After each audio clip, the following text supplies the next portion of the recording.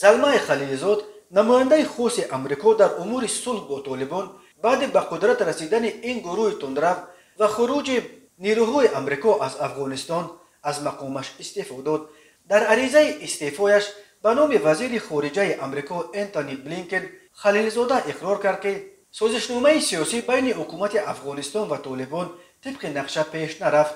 خلیلزاد در عریضه‌اش نوشته است که درباره سبب‌های پیچیده چنین صورت حال او فکرهای خود را روزهای نزدیک بعد ترک منصب بیان خواهد کرد، ولی افزوده است وی پرزیدنت دونالد ترامپ در وقتش او را بعد آن به مقام نماینده خاص امریکا در امور روند صلح افغانستان آورد که باید به طور قابل ملاحظه کاهش دادن و قطع کردن بار خراجات حربی و اقتصادی امریکا در افغانستان و روانه کردن این مبلغها به مسائل حیاتا مهم چون احتیاجات خود امریکا و حل مشکلات مربوط به خطه تصمیم گرفته شد. انتونی بلینکن با اظهار سپاس به خلیلزاده برای 10 ساله‌های خدمت به امریکا خبر داد که به جای او معاونش توماس وست فرستاده نو امریکا در امور افغانستان تعیین شد.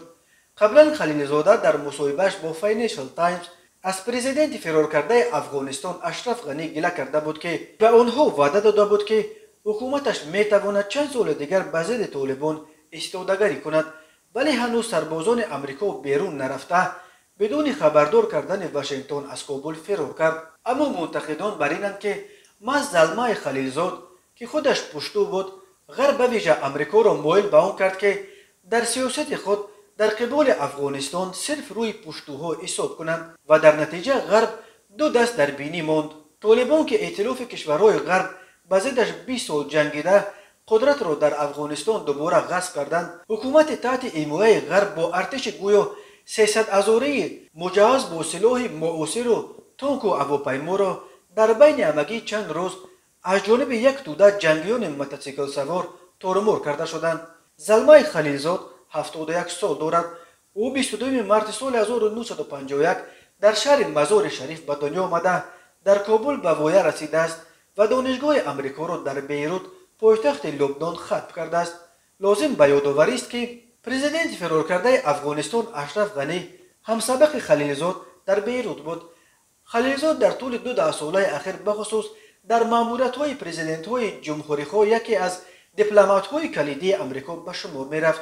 در دوران جورج بوش خردی او سفیر امریکا در سازمان ملل، عراق و افغانستان بود.